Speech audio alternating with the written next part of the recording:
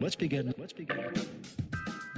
Welcome to Build an Agency, a podcast where we talk about the ups and downs of entrepreneurship, growth tactics, building businesses, and the events that affect your company. Let's jump right in. Welcome back to the podcast. We are on episode 11, and I'm sitting here in the studio with Attilio. What's up, guys? Welcome back.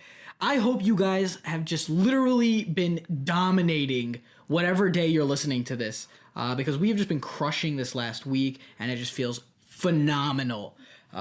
Really hitting some huge clientele that we've been talking to, starting to pull some major triggers. It feels really good when you start pulling those strings that you kind of have hanging around, right?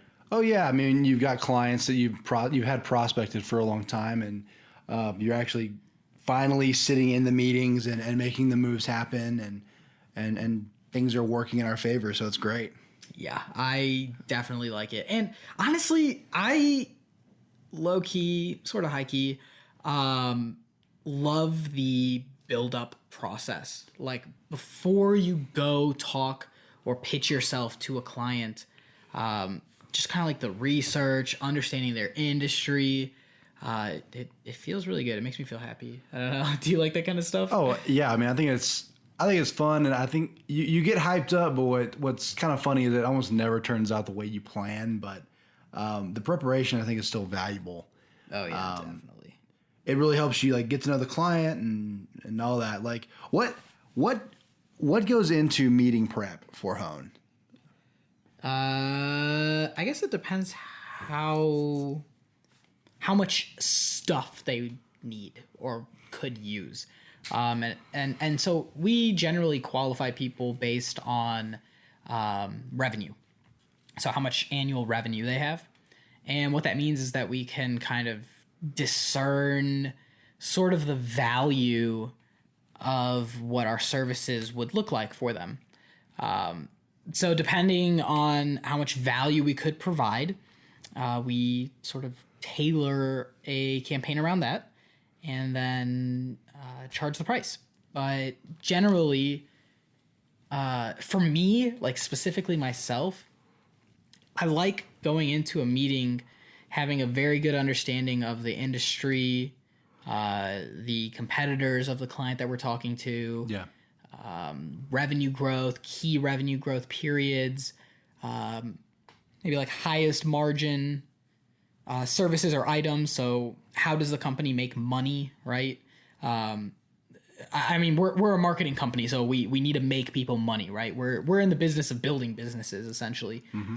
And so we need to know all that stuff. We need to know like all those key points and what they are trying to do. So the client's goals as well. So if you bring up one of their goals and they didn't even mention it, and they're like, wow, these guys are super intuitive on what we want to do. These guys totally understand our initiatives. They see what we're going after, and they're innovative in their approach. You seem like a huge expert at that point. So for sure. I think those are really kind of our key points when it comes to the pre-pitch. And then, of course, knowing your selling points. So knowing your selling points and knowing where you can add value. Sure. Like what I like the most about how at least we do meeting prep is you and I have a chance to really flesh out like, what's the lowest price we were willing to go, and what are like all of like the variable offers that we can offer to this client during this meeting, depending on how the chips fall. What is the deal we're trying to make, and what is the one that we can make if we have to. Yeah. You know what I mean? So like there's no surprises in the meeting. Like you're not going to say anything in the meeting that's going to shock me, and vice versa. Like no one's going to go off the handle, and we're not going to have to make a deal on the fly in front of the client. It's good just to kind of come to the table and just kind of know where do you stand on the project? How much is the project going to cost? How much margin do you want to make? Yeah, and all those parameters. It all has to be discussed and talked about, especially like I said, if you're going there with two people, representing your company, everyone needs to be on the same page. Yeah, so. I actually made a really big mistake once like that, and it was a really big client. It was one of our first really big clients, and I consider it a mistake. It's not like it was devastating or anything, but I made an offer for a price reduction that, I mean, it was a good deal, but we hadn't thought of it before. So it was kind of like an off the hinge, like on the fly, sort of, I guess, discount for like a long-term project, like if they lock in for a long term. But I wouldn't say I regret doing it, but it could have been done more gracefully, in a way that would have favored us better because the sale was already made. So that's the other thing. Yeah. Don't add value when you don't have to add value. Know when you've made the sale, and know when you need to change some parameters because, someone's asking, is there anything you can do with the price? And you're just like, no, not really. You don't have to be like, oh, I can give you a 20% discount. Oh, yeah, and also a week free. But not only that, but... After you already closed? Yeah, after you've already closed, So... How much money do you think we've lost in that? Not too much, honestly. What's the cost of our mistake? The cost of our mistake, it's only been 4 months, so the cost of our mistake is probably about $2,000, really. Okay. It's not like I'm losing sleep over it. Yeah. But that's an extra $2,000. Yeah, something to keep in mind. Like that could have gone into an ad budget, and it's just knowing when to add the value and when you've already made the sale. When you've already made the sale and just shut up and write it out. Yeah. So and maybe it was because I was eager to get the sale, or maybe it was just because I was like, yeah, we can do something with the price. Like, honestly, we were still solidifying our prices then, so it's dude, like we needed the client, man. Like it was a big paying job, and it was a well known client, and we really needed the opportunity, and I said it, now, and I said it back then, like we're gonna make more money off this client's like name. Yeah, and we actually are, because we're talking to probably one of the largest clients that we could talk to here in Lubbock. And the biggest. I actually think the biggest factor that we're talking to them is because we have that other client. So. It's worth it. Yeah, for sure. It's all a learning experience, and it's all trial and error. But yeah, so meetings are crazy. So we had some good meetings this week. Like he said, we met up with that really large client for lunch. It was good. We've got a follow-up meeting on Wednesday. We're excited. Yeah, stay tuned because that could actually mean our business multiplies by 10, like literally with one contract. And it's not like we're making peanuts right now or anything. I mean, this guy is just absolutely a mammoth fish. This is so out of bounds for us. Not in a bad way. It's not characteristic to our average customer size. Yeah. So we're really excited. I can't even fathom having a bigger client, honestly. Well, a bigger client would be like Fortune 500. I know. So a bigger, like literally bigger than him is a Fortune 500.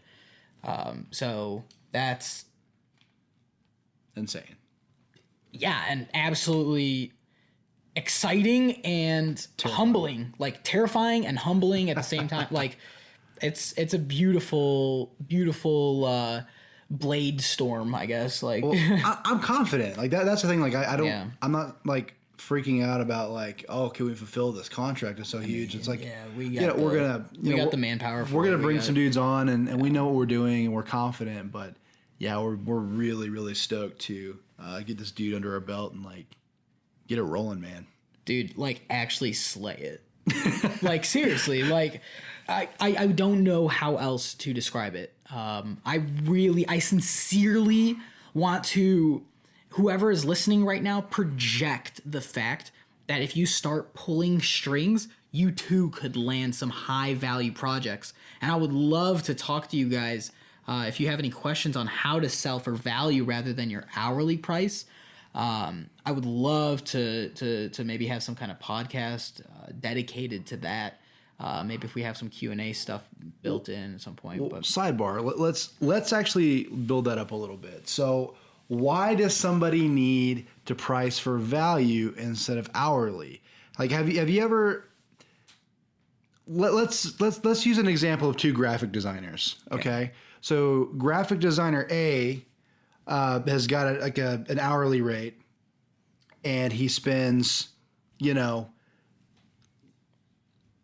days coming up with a valuable logo for a company, and he's got X price. And then you have another graphic designer who is actually better than him, comes up with the same quality of logo and does it in about 30 minutes to an hour. Do you pay him less? So that's awesome. And I have been literally waking up at 4:30 in the morning with like cold sweats wanting to watch like Chris Do, because he literally explains this in such a good way. He gives two examples. The first example is and this actually would probably work a little bit better with a whiteboard, maybe, just because you can at least like have a memory jog if you look up at the notes. But essentially, if you take your hourly time and you tell people, hey, if I do this project in half the time, you would pay me half, right? And you're nodding your head, and they're like, yeah, that's exactly what I want. I want to pay half for half the time. And then you tell them, because there needs to be some level of symmetry to that logic, that if it takes you twice the time, then they should pay you twice the amount, right? And it's hard to refute that, because that's literally the same logic as the half price for half the time, right? So they're like, well, I guess if it fits in my budget, they try to come up with some excuse to not pay you double.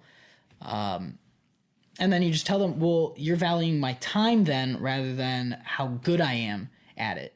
So you can tell them, what you can do is go get some college students, pay a super low price hourly, and they'll get it done in 3 weeks, and it'll come out wrong, and you won't know why, and you won't be able to articulate why, and the project's going to take 3 more weeks, and you'll get a logo. None of you will be satisfied, and you'll go back to the other agency and just pay you're it. probably going to go back to the other agency and just pay it. So there's a lot of risk there. There's a lot of time spent. So at that point, too, you take the other agency that's really good at what they do. They do things quick. They strategize and plan effectively. They do the logo in one shot. It takes very little time, and it's because they're experts. And at that point, you're valuing them based on how good they are, good they are, and what the value of that project is to your company. Because they didn't just save themselves time; they saved you time. Like, why would you punish someone for being more efficient? Yeah, it just makes sense, and you can tell people that. Like, it's just a symmetry of logic argument. Yep. The other thing is too that with more money, so the larger a company is, the more that they can pay, the more that you can spend that money on risk mitigation and reaching their goals.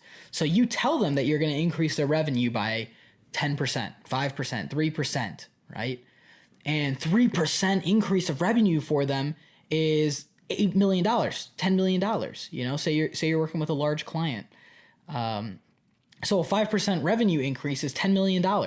And you take 5% of that, 10% of that, and it's like $470,000, $450,000.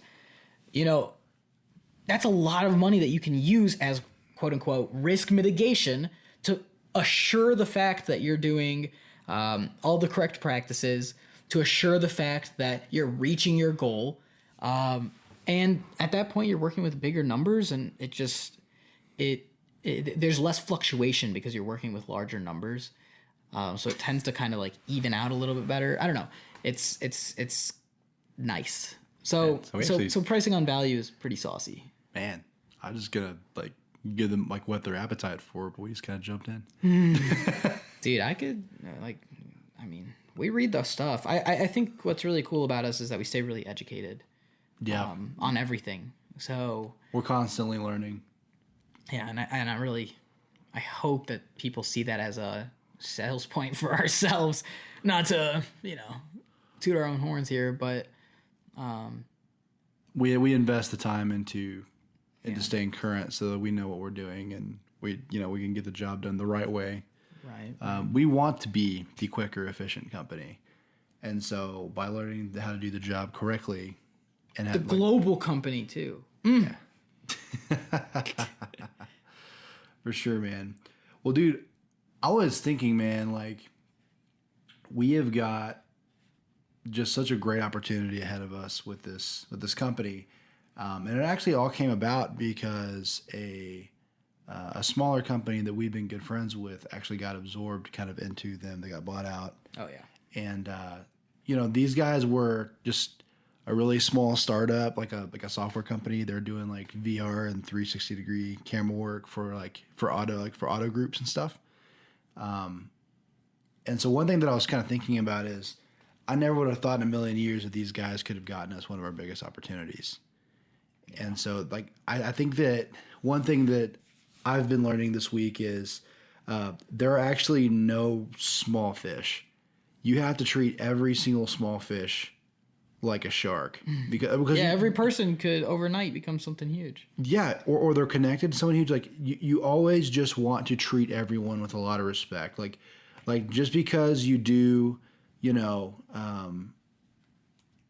because you're working with a smaller client for whatever reason doesn't mean that they can't like yield something amazing later. Like there's a computer company like a web development firm, hosting firm in the Austin area that we did like one of our first really small SEO jobs. I mean, we get paid like pennies for it, and we did like I think we built like a really cheap like website for him one time or something, but we've been doing we performed to the best of our ability. Like we didn't treat him like he was a small client. We busted our tail and we try to make things happen and do things right. Yeah. And try to have integrity regardless of how much we were getting paid. And now this guy is wanting to outsource to us. Like he's wanting to sell our services, and he's now huge. he's starting to get big clients. That's the thing. Like he was a small dude. And we're just like, you know what? We just need to treat him right. Like you never know who he's going to turn out to be, and he is crushing it right now. He's getting all these massive clients out here in Texas. And we met with him for, a burger this past week. He was in town and he was like, yeah, we're wanting to outsource, we're wanting Online marketing. Yeah, we want to offer inbound services. And we'd rather just work with you guys since we know you, one, and two, you have always done a good job. So you got to remember that your track record of excellence matters, no matter who you're working for and the size of the business. Yeah. So it absolutely matters. I want to take a look at the opposite end too, actually. As much as it matters, one bad rating is also not the end of the world too. So, I mean, and not to say that we have any bad clients or anything like that, but I want to say that for the people that are out there that, you did a job, you did your best, you did your thing, the project turned out fine, and then the client or the customer, ends up leaving you a 1-star thing. Like we had actually literally our first freelanced project that we ever did back when we were like doing freelance graphic work. We sniped this project. We like crushed it for this guy. We did all the work that he wanted. Was this the logo? Yeah. We did all the work he wanted. We made some extra versions of it for him. We took his took his perspective, took what he wanted, and put it into the logo.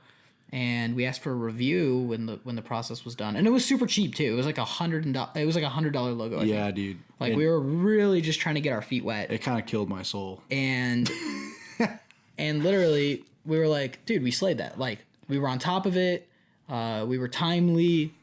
We did everything he wanted, and he left us 4 stars. And we were like, what the heck? Yeah. I mean, obviously we'd still want to work with him again, but. I mean, we got left like a 4-star review, and it was like our very first review, and it was just like, we did everything perfect. Like we were on top of everything. Like nothing could have been better. And on time. Like I missed no deadlines. Yeah. You know what I mean? Like it was just. And since then, we've made 5 stars on everything. We nailed it. Yeah, I'm so bitter about that to this day. Well, okay, so a little bit of added context. I'm not going to say what the client's name was.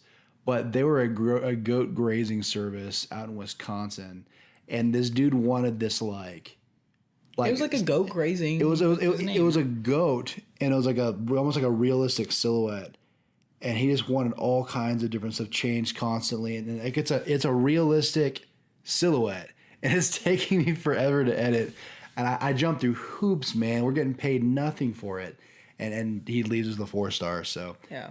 But, similarly, he could have left us 1-star review. yeah. And it's just like, it's based on what people are feeling, So don't get discouraged if you're getting low reviews or something. Figure out what's wrong. Make yourself better. You can turn it around. Grab the horns. Grab the horns of the bull and ride through it. Just pick yourself up. You're going to be the determining factor if you start making 5 stars thereafter. Like your first, I'm willing to bet your first 100 clients don't mean anything. If you're planning on going all in to a business, if you're planning on going all in, your first 100 clients probably don't even mean anything.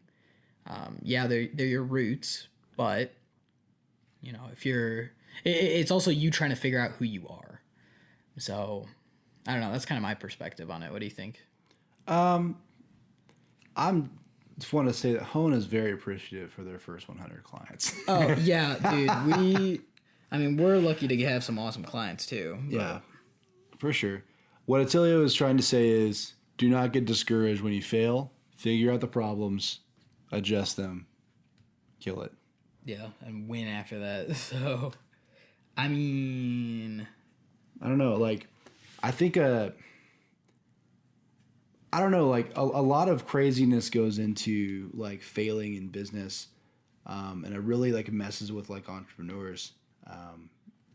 We were actually talking about this morning, and literally, it's from an article that I was reading, but they hit the nail perfectly, and they said that fear and anger are the number one reasons why people fail and why businesses fail.